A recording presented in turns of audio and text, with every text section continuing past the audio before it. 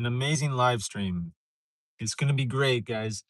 Today we are talking about everything basically that has to do with Sweet Berry Farm. Um it's been actually my best start. Forgive the steering wheel. It's been the the steering wheel is extremely annoying. It's been the best start to a season that I've ever had, and there's still like room to improve for like next year and the year after. But I feel like I got my garden planted probably the earliest that I've ever planted it, and I was still planting seeds. Was it yesterday? Thursday. Yesterday was Friday. I might have planted something on Friday, which was yesterday. Um, I still need to plant my apple trees that I picked up. I have a few I have a few things that I need to get in the ground. You're supposed to get those in the spring. It's technically still the spring, but I think Sweet Berry Farm is actually as good as it's ever been, if not better. However, I feel like I'm at the end of my journey with the farm. Like, I'm not sure how many more seasons I'll get. Um, and that's just life. You never know. You're not guaranteed another year, this and that. But I'm also at a point in my life where I don't know. I'm kind of looking at career stuff because I haven't figured out how to make any money on YouTube. I haven't really figured out how to make money with my farm. I know it's possible. I know there's lots of possibilities, but I haven't seen that come to fruition, if that's how you say it.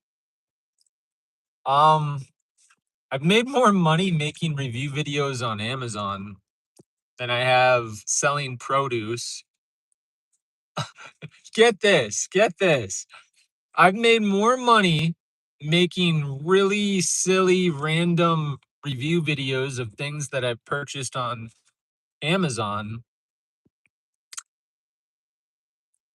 And I started somewhere in February of this year, and I haven't really even tried. I've made more money doing that than I've made on YouTube or on my farm combined over the last 5 years. I'm pretty sure. I could be wrong because I did get I was like kind of advertising Seed Time, which is a company that helps you plan your garden, and I did get a little bit of money because I was pushing it on my YouTube channel a couple of years ago, and it's still valid. I mean, it's still a cool little company. I still have a link on my YouTube channel's homepage. I made $151 or $153 with that link because of my YouTube channel. But um, like I say, I kind of have to have a full time job, and I'm looking at this opportunity to work um, with the DNR. Now, there's a lot of hurdles to jump over before I get too excited. I have a phone screen as part of the process, which is like 10 minutes, and they send you the questions that they're going to ask 10 minutes before. So, you know, there's that. If I pass the phone screen, then I move on to a in-person interview, and then there's a physical fitness scenario where I got to do push-ups, sit-ups, running. Um, so lots of hurdles before I get too carried away. But if I get that job, there's no guarantee that I can live where I'm currently living and still have that job, which which is going to make things really interesting. I live in a really nice spot. If I could land a job where I can still live at my house, it's going to be heaven. Um, but there might be a scenario where I have to move, and at that point, I don't know if I'm gonna keep my farm and rent it out, which is probably gonna be, a challenge. And then see if I can transfer eventually closer so I can actually live in my house. I don't know. Lots of possibilities, but I don't want to put the cart before the horse, or the horse before the cart, or whatever they say. So right now, we have a sweet berry farm. We have a YouTube channel. Uh, and I'm telling you what, my garden, it is off to the best start that I've ever had. I have a good fence around it. I have good gates. Like, I have some archways. It's kind of artsy fartsy. Um, I have straw in my pathways. I just got out there and weeded it yesterday. I made a little YouTube short, silent film, 3 minutes of me weeding. But I'm feeling like pretty good about my garden, about my vegetable garden this year. And the weather's been in my favor.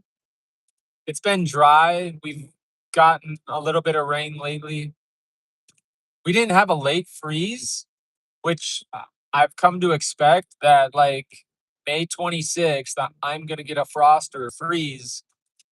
So I could have got my garden going way sooner, but I'm liking what I see. I got sweet potatoes in, potatoes, tomatoes.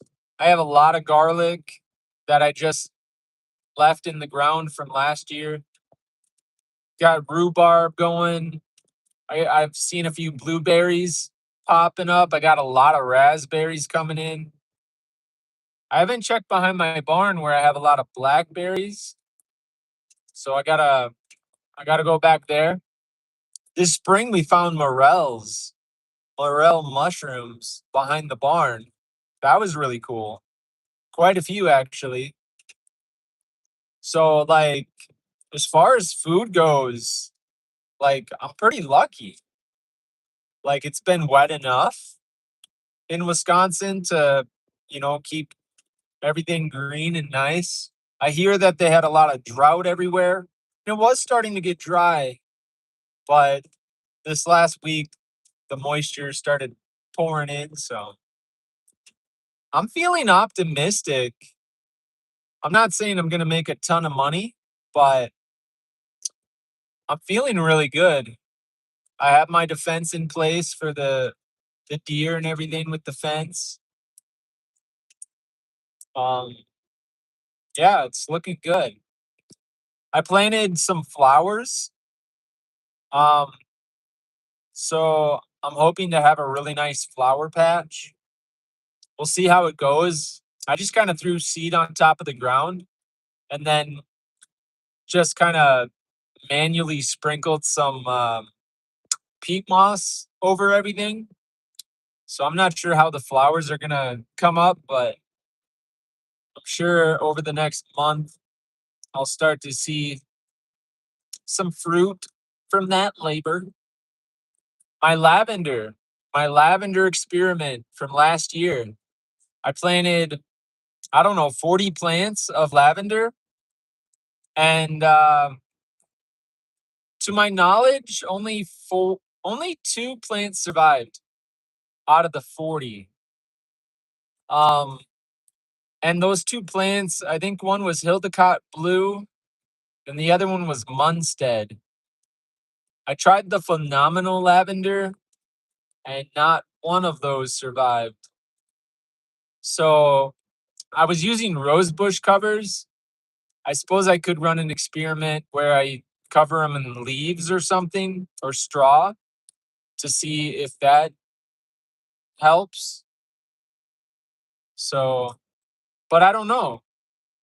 Like I'm saying, I don't know if this is my last season or if it's the start of many seasons to come, but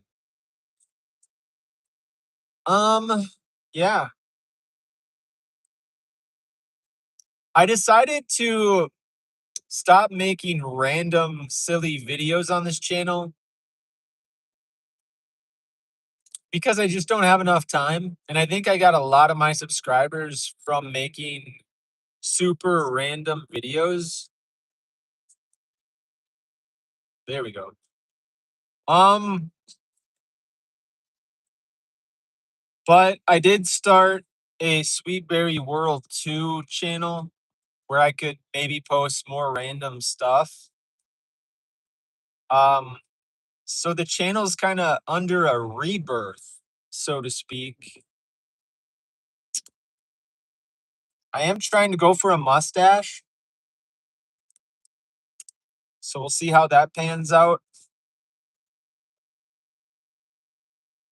You can't tell that I have a mustache because it's all like white and blonde, but I'm trying to rock a mustache.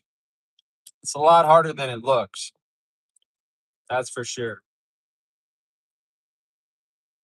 Oh, what else do I have to talk about? Uh, yeah, I don't know. I've been using my Kubota lawnmower that I got on an auction.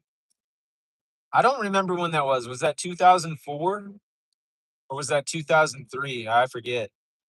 But I've been cutting my grass with my Kubota. Oh my goodness, it's incredible. Like I cut pretty much my entire yard. It took me less than an hour. Like that's unheard of. I was using a push mower for like a couple of years and it would take me 2 weeks to just charge the batteries and get around to mowing everything. I mean, I'm not saying it took like 14 straight days, 8-hour days, but it took like all the extra time I had to use a push mower. And then I got the belly mower for this Kubota BX 2680. And oh my goodness, it's cutting grass, bro. I even cut my field. Like I cut a lot of my field because we're getting this wild parsnips like crazy. It's spreading like crazy. I think the birds are eating the seeds and pooping them out. I don't even know. But this wild parsnips is spreading. It used to be just along the side of the road. Now it's spreading into my fields. I'm getting it in my yard in random locations, so it's tough. But apparently, if you just keep it mowed down for like 3 straight years, it'll die off. But the hard part with mowing everything down is I'm mowing down really nice plants, wildflowers, like things that I want. But because of this invasive wild parsnips, like if you get the juice on your skin and the sun hits it, you're getting like huge blisters.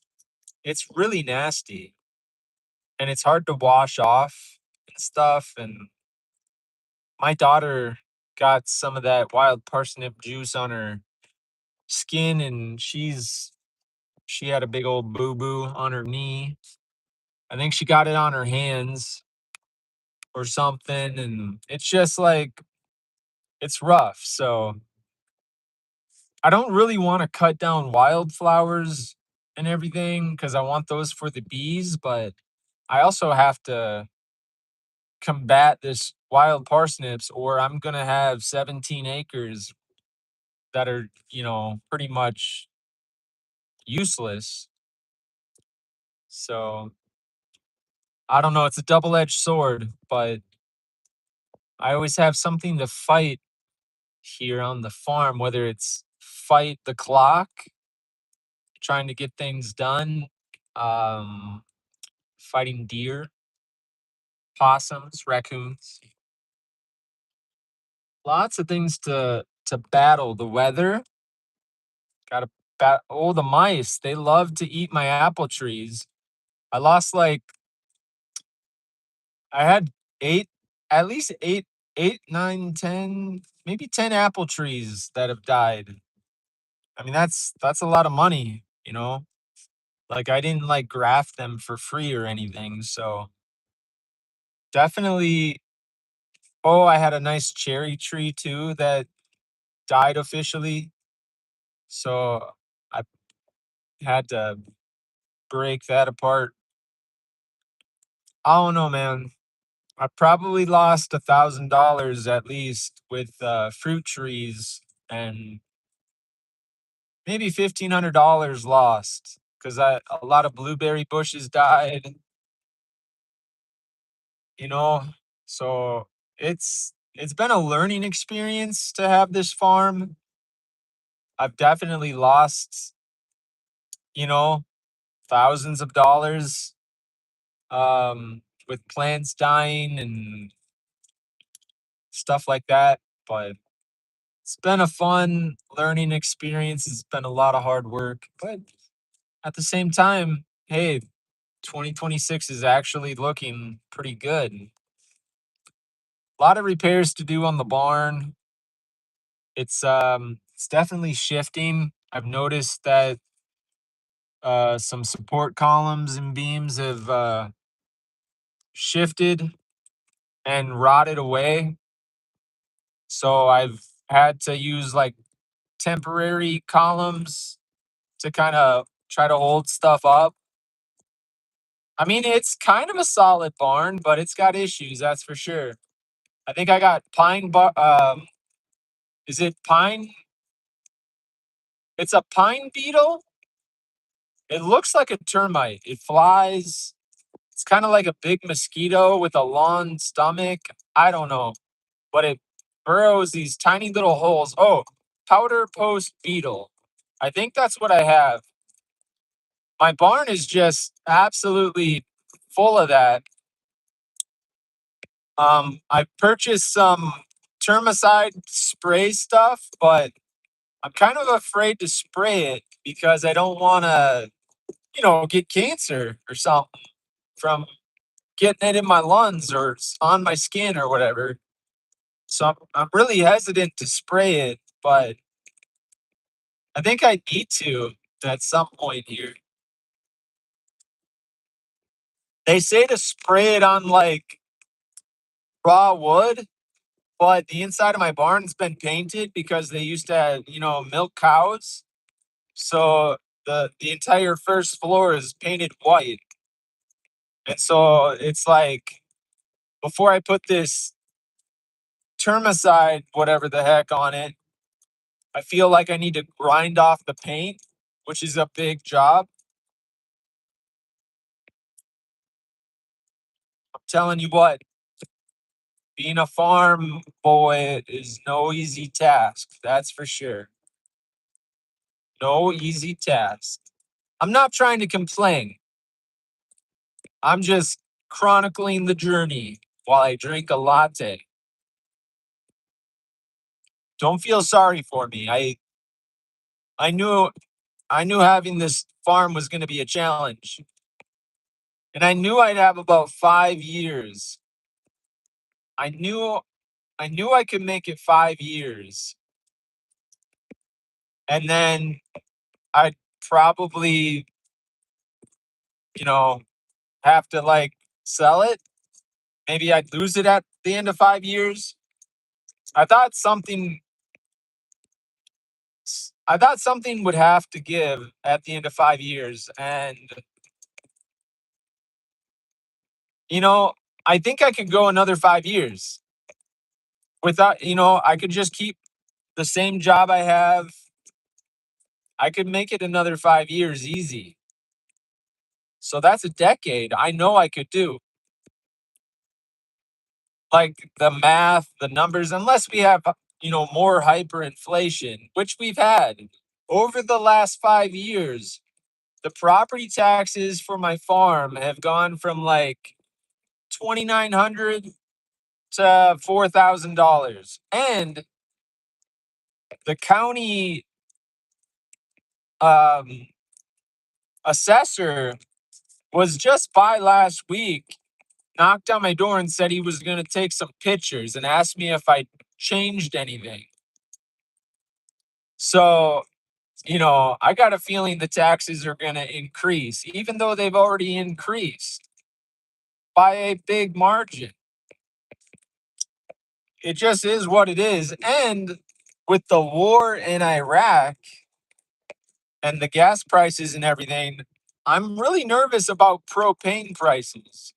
And my house is, I kind of rely on propane, but I do have a fireplace.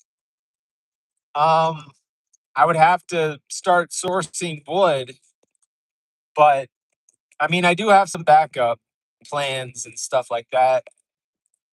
Worst case scenario, I guess I could have everybody live in the living room next to the fireplace. That'd be rough.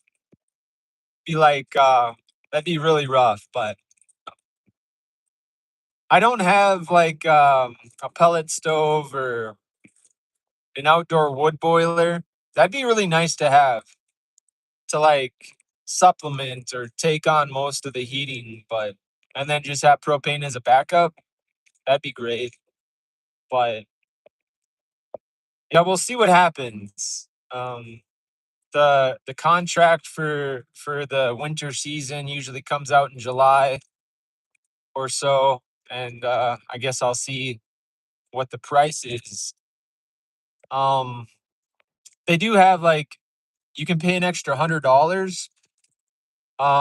And if the price lowers at any time during the heating season, like they'll give you the lower price. So I don't know. I'll have to see what the price per gallon is to see if maybe I'll actually utilize that for an extra $100 if it's like something crazy. I don't know. I don't have a lot of choices though.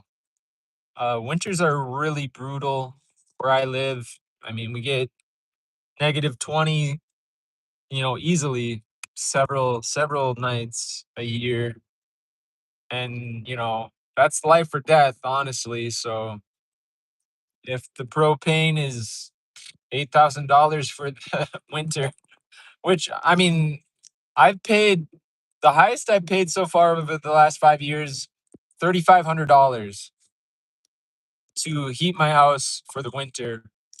And I did have some extra remaining balance. I think it was like $600. So 2,900, I think, is the most that I've spent to make it from, you know, early fall you know, to the summer. So I'm nervous, but we'll see what happens. They say fears, so I don't want to walk around, worried about something that hasn't happened yet. We'll see what is to come. But yes, sir. I want to do some adventures this summer. I have some time off. I haven't nailed down any travel plans yet, but I certainly think I'm gonna do something fun with the family, and I will be making a video. If it's gonna be a good video or an entertaining one that'll hold people's attention, but I will be doing something. I kind of want to split the channel into like two parts. Kind of a farmy vibe during the growing season, which is kind of short where I live. I mean, honestly, between the frosts, I can grow from like May 26th to September 9th. That's the earliest freeze frost that I've had. That was last year. September 9th. It was nuts. I've seen September 18th. I've seen October, but I've seen September 18th twice. September 9th, or was it the 7th? It might have even been the 5th. It was crazy early. It was like the first week of September. Imagine if like a volcano went off or something, you know, like back in the 1800s. I heard they had some summers without a summer or whatever. That would suck. I'm not worried though. Not worried. It is what it is. Oh boy. But anyway, guys, I'm actually pretty optimistic about everything. And that's what my channel is about. Like a lot of these homestead channels, they just make it look so easy. But this is more like in real life, IRL, like farm adventure stuff. You know, I'm just a chill dude working hard with a full time job and a full time family and a full time farm thing. And I like full time adventure. You can't, it's hard to fit everything in. Let me tell you what. If I had it my way, how about this? Here's a question. Since I can't read comments or whatever, here's a question. Would I rather have a farm or would I rather be able to travel and do adventures all the time? I think I would rather travel and do adventures all the time. That's pretty much the bulk of my life is like going places, seeing stuff, taking chances, having adventures. But in the back of my mind, I always thought it would be cool to have a berry farm. So I like the fact that I have my farm, but there is a crazy amount of pressure from animals and weather where I live in particular. I feel like I feel like if I could choose a different location for my farm with more favorable weather, it would be great. But at the same time, Wisconsin's really nice. Uh, we got good moisture.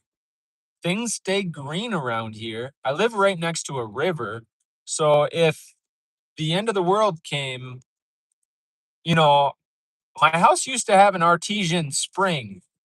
And then when we bought the house, they plugged it up. So technically, I could probably drill into the ground or dig into the ground and have like fairly clean water. So, I mean, I feel like I have a good setup, but winters are hard and there's a lot of animals. But I love animals. It's like double-edged sword. Like it's really cool to see, you know,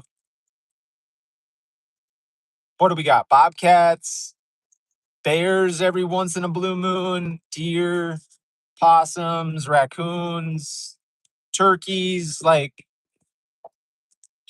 the list goes on and on. We got there's river otters. They're kind of rare, but I've seen some river otters. Like there's really cool animals around here. I think every once in a while there's a mountain lion. You don't want to get eaten by one of those, but they'll finish the job pretty quick. So I just need a good fence. I almost hate putting up a fence though, because I kind of like things to look natural and stuff, but it's a necessity. But anyway, I wouldn't mind warmer weather. Like North Carolina seems cool, but then they did get flooded out pretty good with that hurricane. So that's kind of scary. But at the same time, the driftless area can get hit with some heavy rain and all these hills and stuff can kind of funnel that water in there. And I live right next to the river. So it's like I am kind of waiting for my house to get flooded one of these days. Um, the weather is nice during the summer, spring, fall. You get four seasons. Winters are just hard. They're hard. And that short growing season because of the frost. That's rough. I wish I had longer. And every once in a blue moon, it doesn't you have a little longer. Sometimes it goes into October. I've seen that. This year I could probably put all my plants and seeds out there in early May, probably like May 10th. I could have had my garden planted and I wouldn't have had a freeze or a frost again, but it's all good. It's all good. I don't know what I'm talking about anymore. I'm grateful. I need to be grateful and thankful for what I have, because it's pretty cool. However, I think I'd pick adventure over farm work. But at the same time, I like the fact that I can create something that doesn't get judged. Like nobody's judging my farm when they drive by. Like, you know what I mean? It's not open to the public, so like I guess nobody's leaving reviews or anything for me. But um I like that I can create, and I like that I can create on YouTube. But I get a lot of comments. Sometimes it's hit or miss. And I've really messed up my algorithm by making like 5,000 videos at one point. A lot of random videos. I need to get better at like making cohesive videos and like YouTube shorts that point people towards full-length videos. But that's okay. Everything's just one big giant experiment. My farm, my YouTube channel, it's all good. I'm just like taking life by the horns, even though sometimes it doesn't feel like I am. But I guess slow and steady wins the race, if that makes any sense.